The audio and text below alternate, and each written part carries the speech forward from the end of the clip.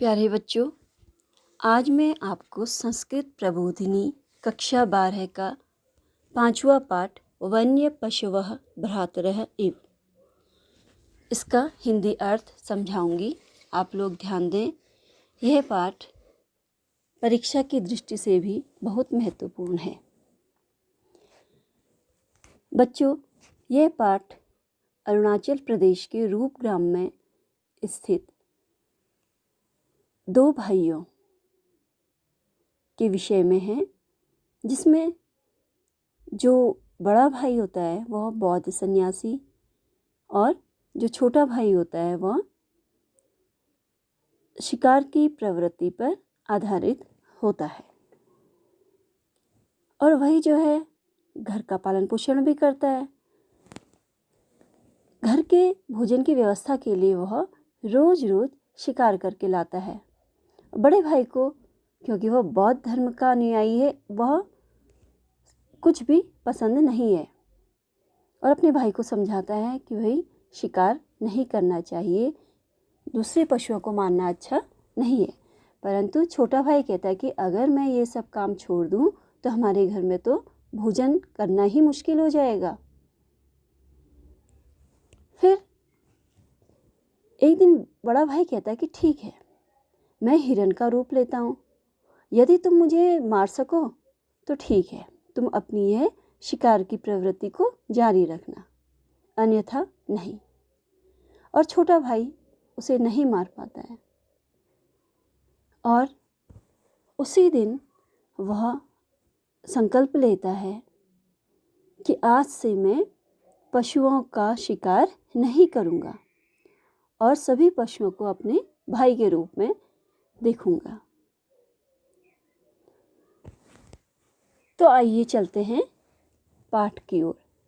वन्य पशवः भ्रातरः इव। पाठ है अरुणाचल प्रदेशे रूपग्रामे उभौ सहोदरौ निवसतः स्म। अरुणाचल प्रदेश के रूपग्रामे, रूप गांव में उभौ 2 सहोदरौ सगे भाई निवसतः स्म रहते थे। अरुणाचल प्रदेश के रूप गांव में 2 सगे भाई रहते थे। तयो ज्येष्ठ है बौद्ध सन्यासी। उनमें जो बड़ा था वह क्या था? बौद्ध सन्यासी। कन्यान च व्याधिवृत्तम आश्रितः, और छोटा व्याधि शिकारी, शिकार की वृत्ति पर आश्रित था। अनुजः एव गृह पोषणम करोति स्म। अनुज छोटा भाई, छोटा भाई एव ही गृह पोषणम घर का पालन करता था। प्रतिदिनं सः अरण्यं गत्वा पशून् हत्वा मांसं संगृह्य आगच्छति स्म।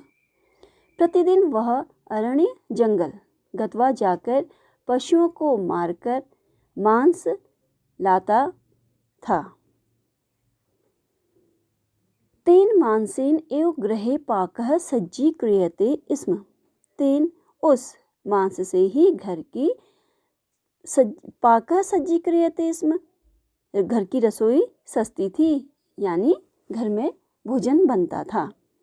बौद्ध सन्यासी ने एतत् मांस सेवनम न रोचते स्म। बड़ा भाई जो बौद्ध सन्यासी था, उसे यह मांस खाना पसंद नहीं था। मांस भक्षणम यदा तेन निराकृतम तदा अनुजः तम अवदत्। मांस भक्षणम,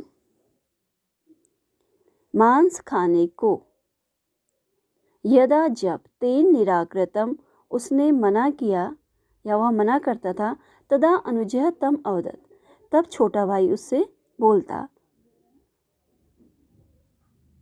बड़ा भाई जब कहता कि भाई नहीं, मुझे मांस नहीं खाना है, तब छोटा भाई उससे कहता, क्या कहता? मृगिया अस्माकं कुल वृत्ति है।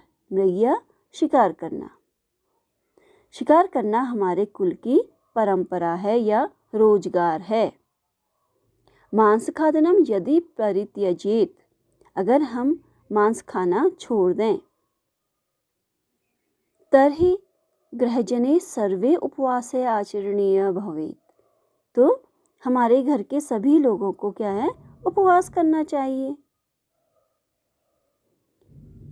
अन्यच्च, और पहली बात तो यह है कि अगर हम मांस नहीं खाएंगे तो हमें सबको क्या करना होगा, उपवास। और दूसरा कहते जीवी हननम क्रियते मया, जीव को हनन मारना, क्रियते कर रहा हूँ, मया मैं, जीव को मेरे द्वारा मारा जा रहा है, न तो भवता, आपके द्वारा नहीं, जीव को तो मैं मार रहा हूँ, आप तो नहीं मार रहे हैं। पापम प्राप्येत मया, तो पाप भी किसको मिलेगा, मुझे मिलेगा। भोजन समय पाप पुण्य चिंता न करनिया इति, और भोजन के समय में जो है पाप और पुण्य की चिंता नहीं करनी चाहिए। छोटे भाई ने बड़े भाई से ऐसा कहा। अन्य आश्रय सर्वदा कष्टकर, दूसरे का आश्रय सदैव क्या होता है, कष्टकारी होता है। दूसरे पर निर्भरता क्या होती है, बड़ी कष्टकारी होती है। इति चिंतयन अग्रजय मौनम आश्रितवान, यह चिंता करके, यह सोच करके बड़ा भाई चुप हो गया। क्यों? क्योंकि वह छोटे भाई पर ही निर्भर था। एकदा अनुजय स्वादु मांसम आनीतवान, एक बार छोटा भाई अस्वादिष्ट मांस लेकर आया। किंतु तस्य भक्षणात्, परंतु उसे खाते ही अग्रजः उदरे महानतम तापम अनुभूतवान, बड़े भाई के पेट में बहुत दर्द हो गया। अचिरात एव तेन वमनम प्राप्तम अपि, उसके बाद उसे उल्टी भी होने लगी। अतः स तस्मिन् एव क्षणे इतः परम मया मांस भक्षणम न करणीयम इति संकल्प्य अनुजम अवदत्। अतः सह, इसलिए उसने तस्मिन् एव क्षणे, उसी क्षण, इतः परम मया मांस भक्षणम न करणीयम, कि अब मैं जो है मांस नहीं खाऊंगा। इति संकल्प्य, ऐसा संकल्प लिया अनुजम अवदत्, और अपने भाई से कहा। अब क्या कहा, भ्राता इतः परम अहम कदापि मांस भक्षणम न करिष्यामि, कि आज से मैं कभी भी मांस भक्षण या मांस नहीं खाऊंगा। पशु मारणम न युक्तम इति चिंतनम मयि अपि अध्यागतम, तो बड़े भाई ने जब कहा कि मैं जो है आज से कभी भी मांस भक्षण नहीं करूंगा, तो छोटे भाई ने कहा कि पशु मारणम न युक्तम, पशुओं को मारना उचित नहीं है। इति चिंतनम मयि अपि अध्यागतम, ऐसा विचार आज मुझे भी आया। क्यों आया, ध्यान से सुनो। अद्य अरण्ये मात्र वियोगेण अश्रूणि श्राव्यन् मृगशिशुः दृष्टः मया, अद्य आज अरण्य जंगल में मात्र वियोगेण, माता के वियोग से, अलग होने से दुखी, अश्रूणि श्राव्यन् आंसू बहाता हुआ, मृग शिशु दृष्टि मया, मैंने एक हिरन का बच्चा देखा। कि आज वन में माता के वियोग से आंसू बहाता हुआ हिरण का बच्चा मेरे द्वारा देखा गया। तस्यैव माता मया हता आसीत मांसाय, उसकी माता को मांस के लिए मैंने ही मारा था, या मेरे द्वारा ही मारी गई थी। तस्य मृगशिशुः करुण क्रंदनम ममापि हृदयम द्राव्यति, तस्य मृगशिशुः, उस हिरण के बच्चे का करुण क्रंदन, रोना, ममापि, मेरे भी हृदय को द्रवित, उसने मेरा भी हृदय को द्रवित किया, दुखी किया। तथापि, फिर भी, एताम कुलवृत्तिम, ये तो हमारे परिवार का रोजगार है। अहम त्यक्तुम न अर्हामि, मैं इसे नहीं छोड़ सकता हूँ। यदि त्यजेत, अगर मैं इसे छोड़ता हूँ, तर्हि जीवन निर्वाह अपि क्लेशाय स्यात्, तो हमारा जीवन निर्वाह क्या हो जाएगा, बहुत क्लेशाय, कष्टकारी हो जाएगा। अग्रजे क्षणकालम विचिन्त्य अवदत्, बड़े भाई ने कुछ समय सोचा, फिर कहा, अहम इदानीम हरिण रूपम प्राप्नोमि, कि मैं जो हूँ अभी हिरन का रूप रखता हूँ। भवान यदि माम हंतुम शक्नुयात, अगर तुम मुझे मारने में सफल हो जाते हो, तर्हि व्याधिवृत्तम अनुवर्तितुम अर्हेत, कि अगर तुम मुझे जो है मार सको तो ठीक है, मैं जो हूँ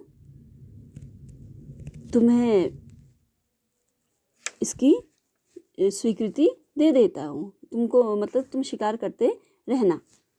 और यदि तत्कर्तुं न शक्तम, ऐसा तुम नहीं कर सको, तर्हि भवता सा वृत्ति है परित्यक्त्वा इति, तो तुम्हें जो है यह रोजगार, यह मांस भक्षण, यह सब छोड़ देना चाहिए। अनुजय एवं प्रस्तावम अंगीकृतवान, छोटे भाई ने यह प्रस्ताव स्वीकार कर लिया। अनंत रक्षणे अग्रजय मृग रूपम धृत्वा ततः धावनम आरब्धवान, इसके बाद जो था बड़ा भाई ने हिरण का रूप धारण करके यहाँ से वहाँ जो है फिर दौड़ना आरंभ किया। और अनुजश स्वस्य मृगया शुनकेन, शुनक कुत्ता, सह तम अनुधावितवान, और छोटा भाई जो था उसका शिकार करने के लिए अपने शिकारी कुत्ते के साथ उसके पीछे पीछे दौड़ा। आगे आगे बड़ा भाई हिरण के रूप में और पीछे पीछे अपने कुत्ते के साथ छोटा भाई उसे मारने के लिए दौड़ रहा था। सूर्यास्त पर्यंतम एतत् अनुवृत्तम, सूर्यास्त के समय तक ऐसा ही चलता रहा। तथापि हरिणम मारयितुम न शक्तम अनुजेन, फिर भी छोटा भाई हिरण को मारने में समर्थ नहीं हो पाया। सायं नितरां श्रान्तः पिपासितस्य अनुजः कस्यचित् कूपस्य समीपं गत्वा जलम उद्धृत्य पातुं घटम उन्नीतवान। शाम के समय अत्यधिक थके और प्यासे छोटे भाई ने एक कुएं के पास जाकर जलम उद्धृत्य पातुम घटम उन्नीतवान, जल लेकर पीने के लिए घड़ा उठाया। किंतु क्या हुआ, तावता अनतिदूरे एवं म्लान मुखः पिपासाकुलः हरिणः तेन दृष्टः, देखा कि पास में ही थके हुए मुख वाला प्यास से व्याकुल हिरण जो है खड़ा है, क्योंकि हिरण को भी, बड़े भाई को हिरण के रूप में दौड़ते दौड़ते भी प्यास लग गई थी। अग्रजाय हरिणाय जलम दातव्यम इति यावत् अनुजः अचिन्तयत् तावता सहायकः शुनकः भक्षण मृगादिशि अधावत्। अग्रजाय बड़े भाई के लिए जो हरिणाय हिरण बना था उसके लिए जलम दातव्यम, उसको मैं जल देता हूँ, इति यावत् अनुज, तो ऐसा जो था छोटे भाई ने विचार किया। तावता सहायक शुनक भक्षण मृगादिशि अधावत, तो सहायक जो उसका कुत्ता था वो भौंकता हुआ हिरण की ओर को दौड़ पड़ा, उसको काटने के लिए दौड़ पड़ा। एतस्मात् भीतः हरिणः पिपासितः क्लान्तः च सन एव अनुजं कातरतया अपश्यन् ततः अधावत्, तो इससे जो था अत्यधिक जो दुखी था छोटे भाई ने दौड़ते हुए जाकर स्वस्य शुनकम निग्रहम, अपने कुत्ते को पकड़कर अग्रजम उद्देश्य, बड़े भाई से उच्च अवदत, आदेश देकर जोर से कहा, भ्रातः कृपया भवान प्रत्यागच्छतु, कि आप जो है कृपया लौट आइए। अहम भवंतम न हनिष्यामि, मैं आपको नहीं मारूंगा। भवान एव विजयी, आप ही विजयी हो।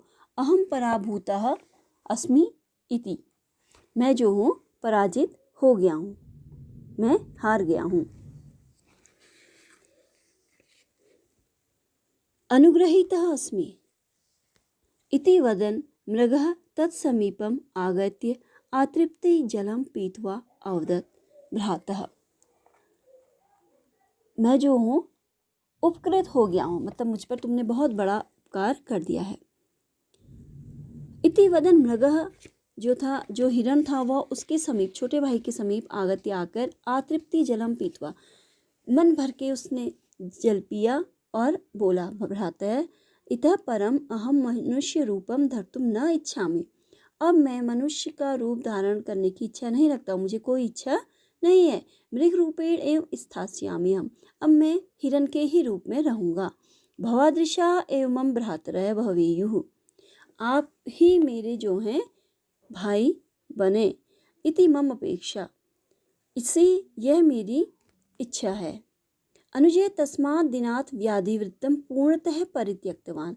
छोटे भाई ने उसी दिन से शिकार की प्रवृत्ति को पूरे रूप से छोड़ दिया, त्याग दिया। अरण्य स्थान, जंगल में पशून भ्रातृभावेन पश्यन्, जंगलों में अब पशुओं को वह भ्रातृभाव से देखने लगा। सह तेषाम रक्षणाय कृत संकल्पम अभवत्, और उसने उनकी रक्षा का संकल्प भी लिया कि सभी पशु क्या हैं, वन्य पशु मेरे भाई के समान हैं और मैं हमेशा इनकी रक्षा करूँगा। तो यह था बच्चों पाठ का अर्थ, और आशा करती हूँ आपको समझ में आ गया होगा।